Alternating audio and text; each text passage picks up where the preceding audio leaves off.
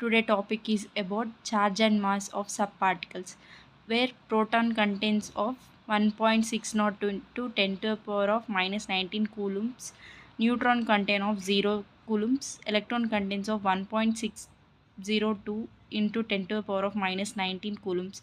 Proton and electron contain same charge, whereas in mass proton contains of 1.66 into 10 to the power of minus 27 kgs, whereas neutron contains of 1.66 into 10 to the power of minus 27 kgs.